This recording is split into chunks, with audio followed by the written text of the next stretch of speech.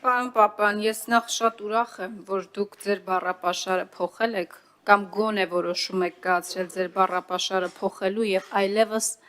ձեր ընդդիմախոսների հետ բացառապես գիտական հոդվածների լեզվով եք խոսելու, որովհետեւ երբեմն անհասկանալի է եւ շփոթ է առաջացնում։ Դուք ի վերջո էկոնոմիկայի նախարարն եք, ձեր ստատուսից բխող բոլոր հանգամանքներով եւ իրավիճակներով պայմանավորված, թե Վահագն Ալեքսանյանն եք, սա մեկ։ Հիմա դուք ասում եք, որ որևէ սպառնալիք հայ գյուղատնտեսի համար չի ներկայացնում։ Չեմ ասել այդպեսի։ Լավ, հարցս վերաձևակերպեմ։ Փաստորեն արձանագրենք, որ չեք հերքում, որ սպառնալիքներ կարող են լինել մեր գյուղատնտեսության համար։ Ես ուզում եմ հիշեցնել, որ մենք անգամ գյուղատնտեսության նախարարություն չունենք եւ գյուղատնտեսության նախարարությունը հենց ձեր իշխանությունների օրոք է փակվել։ Հիմա կարող եք հայ ժողովրդին արմավիրում, լոլիկ վարունգ աճեցնող գյուղատնտեսին, բազմաթիվ ջերմոցներ ունեցող գյուղատնտեսին, ձմերուկի դաշտեր ունեցող, խաղողի դաշտեր ունեցող մեր գյուղատնտեսին պարզ մարդկային, առանց այդ գիտական հոդվածի խնդրում եմ, հասկանալի լեզվով, հայ մարդուն հասկանալի լեզվով բացատրել, թե ինչ է սպասվում իրեն սահմանի բացումից հետո։ Մի բան էլ, որևէ մեկը հայ-թուրքական սահմանի բացմանը դեմ չի խոսացել։ Այդ սահմանը մենք չենք փակել, բայց ակնհայտ է մի բան, որ այդ սահմանի բացվելուց հետո մեր գյուղատնտեսությունը առանց էլ ծանր վիճակում հայտնված գյուղատնտեսությունը վերջանալու է։ Շնորհակալ եմ։ Ես մի հատ հավելում անեմ նոր էլի պարոն Պապյան։ Ուրեմն Տիկին Խաման, նախ շատ լավ է դուք եք ձեր ռետորաբանությունը փաստորեն փոխել, ընդունում եք, որ սահմանի բացումը պետք է մեզ, ես ողջունում եմ դա։ Այո, նաև ձեր խմբակցությունից շատ հաճախ անպագորգոր ելույթներ են։ Լեսի մի հատ բան ասեմ հետո էլ։ Մի վարքյան։ Նախ Վահագն Ալեքսանյանի եւ Գևորգ Պապոյանի Ով ասում եք, որ ընդդիմախոսները դեմ են խաղաղությանը։ Հեսա պարոն Պապյանը կպատասխանի տնտեսական հարցերին։ Ընդդիմախոսները դեմ են հարևանների հետ, այդ թվում թշնամական հարաբերություններ ունեցող հարևանների հետ հարաբերություններ կառուցել։ Ես ձեզ հավաստիացնում եմ, ձեր ֆրակցիայում կան մարդիկ, շատ լավ որ իրար հետ սկսել եք քիչ շփվել, բայց ձեր ֆրակցիայում կան մարդիկ, ովքեր որ դեմ են սահմանի բացմանը, ովքեր որ ուզում են գնան Մուշ Սասուն, Կարսարդահան, մտնեն ինչ-որ գործողություններ անեն, մենք դեմ ենք դրան, բայց մի հատ բան ասեմ, էլ ներողություն։ Վահագն Ալեքսանյանը եւ Գևորգ Պապյանը ունեն ընդամենը մեկ ընդհանրություն կամ երկու, նախ նույն քաղաքական թիմի անդամ են եւ երկուսն էլ քաղաքացիական պայմանագիր, կուսակցության, վարչության փոխնախագահներ են, նոր են նաեւ դեռևս չեն վերընտրվել, հին վարչության բայց երկուսն էլ ընտրվել են վարչության անդամ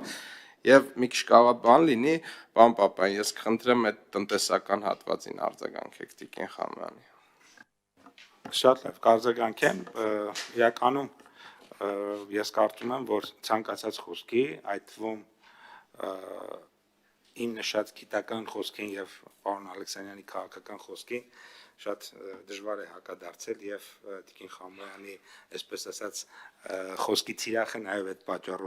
պատճառով էինք, բայց ամեն դեպքում ես շատ կոնկրետ պատասխանեմ բոլոր բարձրացած հարցերին, բայց անուն արդարության Տիկին Խամոյանի բոլոր հարցերը իմ մինչև հիմա եւ հանրաժողովի աշխատանքի շրջանակում ես պիտի արձանագրեմ, եղել են շատ հարգալից եւ շատ փոխադարձ հարգանքի մթնոլորտում ես հանրաժողովում միշտ հարգալից մթնոլորտ է, նաեւ այդ կոնտեքստում շնորհակալություն հայտնենք մեր ընդդիմադիր падգամավորներին։ Հիմա տեսեք, Տիկին Խամոյան, գյուղատնտեսության նախարարություն կա չկա, դա իրականում ընդամենը բառախաղ է։ Գյուղատնտեսության ասեմ ինչի, որովհետև փաստացի գյուղատնտեսության նախարարություն կա, երկու փոխնախարարներ, ամեն մեկը բուսաբուծության ուղղությամբ, մյուսը ուրեմն անասնաբուծության ուղղությամբ ավարտեմ էլի իմ խոսքը։ ես ավարտեմ Խոսափողով էլի այդ անաստատության ուղղությամբ այդ ամեն ինչը կա եւ ուղղակի եթե գյուղատնտեսության նախարարի լինելը կամ լինել չլինելը դա որևէ բան ոչ ուրեմն փոխելու էր ես ձեզ վստահեցնում եմ այն ծրագրերը ինչ որ կա մեր կառավարության ծրագրում եւ ինչ որ այսօր արվում է էկոնոմիկայի նախարարության կողմից նույն ձևով, նույն ծավալով, նույն բնույթով, նույն բովանդակությամբ արվելու էին եւ ոչ մի բան, ոչ ավել, ոչ պակաս։ Սա մեկ։ Երկրորդը, այդ որ ասում եք բաները, խնդիրները մեր գյուղատնտեսության, դուք օրինակ գիտեք կարտոֆիլը օրինակ ինչքանի դրամով է մթերվում դաշտից։ Չգիտեք, ես ձեզ ասեմ, ասենք 150 դրամով գնացեք օրինակ Շիրակի մարզ Ազատան գյուղ, 150 դրամով կարտոֆիլ են մթերվում, այդ կասեք երբ է Հայաստանում դաշտից 150 դրամ կարտոֆիլ մթերվել։ Խաղողը գիտեք ինչ Դաշտից են մթերվում։ Խաղողը գիտեք ինչքանով է մթերվում, 150 դրամ, գնացեք տեսեք վերջի 2 տարիներից բացի, Հայաստանում քանի տարի է եղել, որ խաղողի բանը սեպտեմբեր, հոկտեմբեր ամիսներին ձեր միակ խոսելու բանը եղել է խաղողը։ Հիմա մի անգամ ինչի՞ չեք խոսում, որովհետև այս խնդրեմ չկա, որովհետև անսահմանափակ մթերվում է, ինչքան շատ լներ, այդքան շատ կմթերեինք։ Ինչ խնդրեմն է, բանը կա մի հատ խնդրեմ։ Լոլիկը այս տարի 6-7 հազար տոննա ավել լոլիկ ա եղել նախորդ տարվա համեմատ։ Ինչի՞ մի հատ ասենք տենց ձայն բան չկա։ Ուզում եմ ասեմ, իրականում այդ ինչ որ դուք նկարագրում եք, բացարձակապես իրականության հետ կապ չունի, ազգային վիճակագրական ծառայության թվերը նայեք այս տարվա գյուղատնտեսության, դրանց աճի տեմպերի մասին, իրականում գնացեք մարդկանց հետ խոսեք այդ ուրեմն իրավիճակի մասին եւ կարծում եմ, որ էական ձեր մոտ կփոխվի եւ հուսով եմ, որ այդ համոզվածությամբ հարցերը հաջորդ անգամ չեք տա մի փոքր ավելի, այսպես ասած, կարգամելով, եթե ինչ-որ նպատակ ունեք, որ արձագանք հիմա սահմանը բացվելու մասին։ Հիմա սահմանը բացվելու հետ կապված, տեսեք, ես ասեցի, որ էական խնդիրներ չեն լինելու, այսինքն գիտականորեն ապացուցված է, որ խնդիրներ չեն լինելու։ Հիմա առանձին ապրանքատեսակների մասով կարող են փոքրիկ խնդիրներ լինել։ Միգուցե կամ այո կարող են լինել, այսինքն որոշ դեպքերում կարծում ենք, որ կարող է լինի, որոշ դեպքերում չվստահ ենք, որ կարող է լինի, բայց այդ բոլոր խնդիրները իրանք եւ ֆինանսական առումով եւ ծավալային առումով եւ ռեսուրսային եւ բազմաթիվ այլ հարցերով իրանք շատ կառավարելի են եւ մեր որոշումների տիրույթում են, այսինքն կարանք որոշումներ ընդունենք, որոնք որևէ քաղաքական եւ այլ խնդիր չեն առաջացնի, կարգավորենք, որոշ դեպքերում աջակցության ծրագրեր կանենք, որոնք կադապտացվեն, այսինքն եթե դու ստանում ես մի հատ մեծ բան, դրա թիմ փոխարեն կարող ես կորցնել մի հատ փոքր բան, կարող ես կորցնել, բայց ավելի լավ է մենք այդ մեծ բանը ստանանք, այդ փոքր բանը այսպես նենց հեշտ կորցնենք, որ աջակցելով, ադապտացնելով, ինչ մի քիչ փակելով, մի քիչ էսանելով, բայց մեծը ստանանք կամ մեծի մեծ մասը ստանանք։ Սրա մասին է խոսքը։ Հետևաբար, եթե ձեր հարցը նրա մասին է, մեր քաղաքացիները կարող են մտահոգվել, ես ասում եմ, չպետք է մտահոգվեն, որովհետև մենք ունենք բավարար գործիքներ, մեխանիզմներ, ֆինանս, որ այդ հարցերը այնպես կլուծենք, որ ոչ մեկ իր վրա դա բացապար չի ուրեմն ստանա, բացապար էֆեկտ չի ունենա իր վրա։ Սա է ձեր հարցի պատասխանը, թե չէ առանձին ինչ որ մեկը դուք հիմա օրինակ մի հատ ապրանք գիտեք, որ Թուրքիայից կարա մտնի Հայաստան ու չի մտնի։ Ես չգիտեմ, միշտ էլ մտել է։ Այս տարի էլ է մտել, անցած տարի էլ է մտել, 10 տարի առաջ էլ է մտել, 20 տարի առաջ էլ է մտել։ Միշտ Ընդհակառակ ինչ որ մեզ պետք է արտահանենք, այդտեղ խնդրեմ ունենք։ Այն գիտեք ինչի է, օրինակ մեր ապրանքները մեր երկրից գնացող ու մեր երկրի երկու ապրանքները այդքան թանկ, մեր երկրից գնացող ապրանքները այդքան թանկանում են։ Որովհետև սովորական միջակայական ծով հասնելու համար ոչ թե մի քանի 100 կիլոմետր ուղիղ գծով գնում ենք հասնում ենք Փոթի, հետո Լաստանավով, Սև ծովից հետո Մարմարա ծով, Մարմարա ծովից հետո Էգեյան ծով, Էգեյան ծովից հետո պատտվում ենք հասնում ենք միջակայական ծով։ Մինչև այդքանը անցնում է, այդ ապրանքի գինը ահագին թանկանում է։ Միջակայական ծովի օրինակ որ մեր էքսպորտի ռազմավարությունը նայեք, այնտեղ դրա մասին բավականին մանրամասն գրել ենք, որ միջակայական ծովի թուրքական նավահանգիստներին հասանելիություն, որը մենք այսօր չունենք, եւ նույնիսկ անգամ որպես այդ ծով երկ չունեցող land locked երկիր որպես չունենք այդ հնարավորությունը։ Այդ առանձին հարց է, թե ինչ պայմաններ, ինչ բաներ կա, որ առևտրի համաշխարհային կազմակերպության պայմանագիր միացել ենք, ինչ բացառություններով ենք միացել եւ այլն։ Ես չեմ ուզում հիմա այդքան հետ գնամ։ Ես ասում եմ դուք ձեր հարցի, եթե դուք ուզում եք ձեր հարցի պատասխանը լսեք, ձեր հարցի պատասխանը հետեւյալն է։ Խնդիրները այնքան օգուտները այնքան շատ են, խնդիրները այնքան քիչ, որ այդ քիչ խնդիրները հաստատ հեշտ կառավարելի եւ լուծելի են։ Դա կառավարությունը դրա համար է, որ ընթացիկ խնդիրները լուծի։ Պարոն Պապյան, ձեզ պարզ հարց եմ տալիս։ Դուք ունեք հաշվարկ, թե ինչ վնասներ է կրելու գյուղատնտեսությունը սահմանները բացվելուց հետո, որովհետև դուք անգամ հաշվարկ չունեք, թե ինչ օգուտներ է ստանալու Հայաստանի տնտեսությունը սահմանները բացվելուց հետո,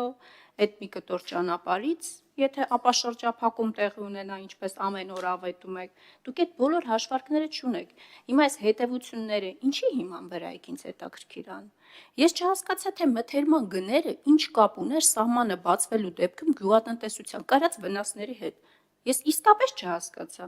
որովհետև մեր շատ գյուղացիներ ոչ թե արտահանվում է իրենց ապրանքը, այլ ներքին սպառման համար է։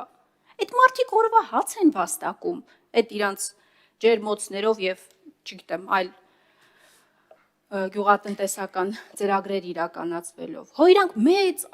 արտահանումներ չեն իրականացնում, իրանց օրվա հացի գումարն է։ Դրա համար իմ հարցը շատ պարզ էր, շատ մարդկային, շատ ընկալելի։ Այդ մարդը վաղը մյուս օրը ինչ է անելու, երբ որ իր աշխատանքի միակ աղբյուրը եւ ապրուստի միակ աղբյուր այդ իր մի կտոր հողն է, որը մշակում է եւ այդ մշակած հողով ստացած արդյունքներով փորձում է իր ընտանիքը պահել։ Լավ կամ վատ, չգիտեմ։ Դուք ասում եք խաղողը Հայաստանում մթերվում է,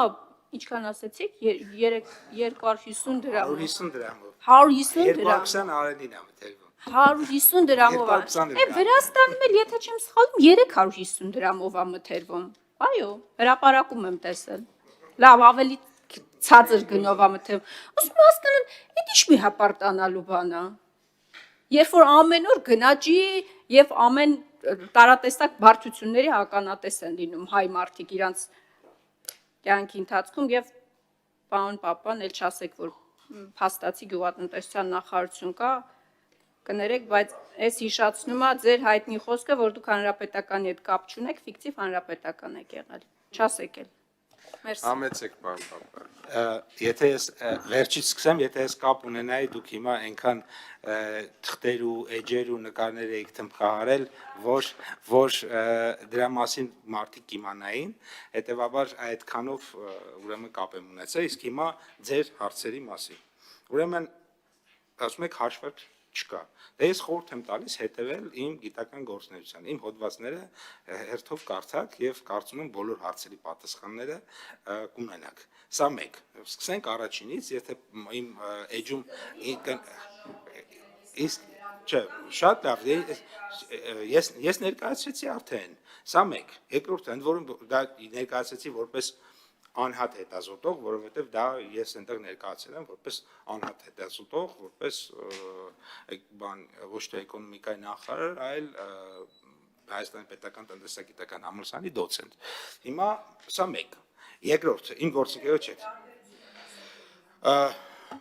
Որովհետև դա արվել է դոցենտ Գևորգ Պապոյանի կողմից այդ հետազոտությունը եւ ոչ թե պետության կողմից է արվել։ Տարբերությունը դա է, սա մեկ։ Հետևաբար Տիկին Խամյան, միացրեք նոր արձագանքեր։ Էլի ուղղակի չեմ կարա չան։ Այսինքն պետությունը պատասխանատվություն չի կրում այդ հաշվարկի համար։ Ես լրջության աստիճանն եմ էլի ուզում հասկանամ։ Դուք անհատ չեք էլի էկոնոմիկայի նախարարի համար պատասխանատվություն է կրում առաջին հերթին գիտական հանրությունը այդ ամսագիրը իր ռեպուտացիայով, իր ուրեմն բարձր պրոֆեսիոնալ մակարդակ ունեցող հետազոտողներով, որոնցից շատերին Հայաստանի կառավարությունը տարբեր ժամանակներում խնդրել, պատվիրել, ֆինանսավորել, որպեսզի օրինակ իրանք Հայաստանի համար հետազոտություններ անեն։ Սա մեկ։ Երկրորդը, ուրեմն մթերման գները, դուք ասում եք մթերման գները ինչ կապ ունի։ մթերման գները շատ կապ ունի։ Մեծ օրինակով ես ձեզ ցույց տամ։ Դուք որ տեղյակ լինեք արտադրողականության խթանման ծրագրի մասին, որը կառավարության ծրագիրն է եւ էկոնոմիկայի նախարարությունն է իրականացնում, այս ծրագրով արդեն 1.4 միլիարդ դոլարի մեքենա սարքավորումներ են գնել մեր կազմակերպությունները, որոնց տոկոսները մեծ մասը կամ ամբողջությամբ վճարում է կառավարությունը։ Ինչի օրինակ հիմա սա ոնց կապ ունի օրինակ խաղողի հետ։ Հենց այդ օրինակով էլ ներկայացնեմ։ Ուրեմն տեսեք, բոլոր խաղող մթերող ընկերությունները կամ սրանց մեծ մասը գնացել են լիզինգով իրենց սովետական բոշկեքը եւ սովետական ճզմող սարքերը փոխարինել են ժամանակակից գերմանական, ճապոնական, չինական, ամերիկյան սարքերով։ Հիմա սրա օգուտը ո՞րն է։ Օգուտ 1 այն է, որ այն փդած բոշկեքը դա ժամանակակից մեծ ծավալով մեծ բոճկեքի են վերածվել, որի արդյունքում երկու բան, մեկը ֆիզիկական ծավալով կարողանում է շատ մթերի,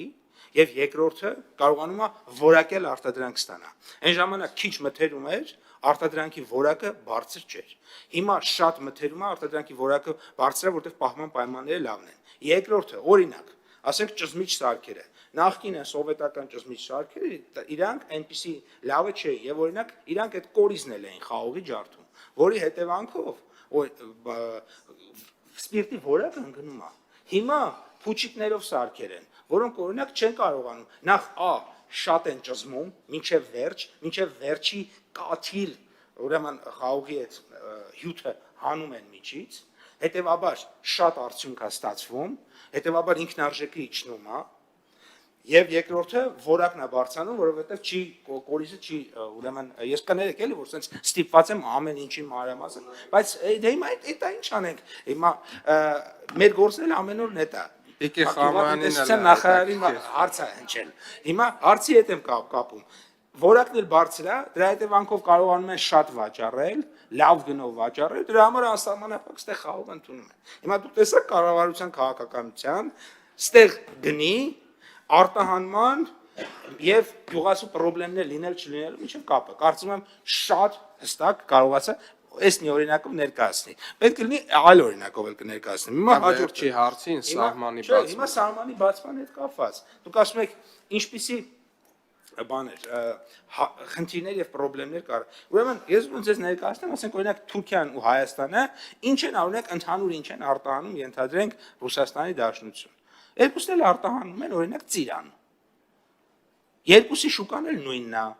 Երկուսն էլ նույն շուկաներում են վաճառում։ Երկուսն էլ վաճառում են նույն սուպերմարկետներում։ Հիմա ինձ կարաք ասեք, այս սահմանը բացվելուց ինչ է փոխվելու։ Երբ որ երկուսն էլ արտահանում են նույնտեղ, իրականում ծիրանի մշակության սուբյեկտ ենթադրեն գնում է դեպի Ռուսաստան։ Ոչ հայկական ծիրանի սպառման շուկան է Հայաստանի Հանրապետությունը, ոչ էլ թուրքական ծիրանի սպառման շուկան է Թուրքիան կամ Հայաստանը լինելու։ Այսինքն այստեղ այնքան բարձ են այդ տրամաբանությունները, որտեղ էլ ասում եմ մի հատ փոքր բան, հիմա կարող գնաք ասեք դա բադ դդմիկը, այնտեղ մնաց մի քանի քոք դդմիկ, ես ձեզ հավաստիացնում, եթե մնա կլուծենք այդ մի քանի քոք դդմիկի հարցը։ Տենց հարց չկա, պայմանավորվեցինք։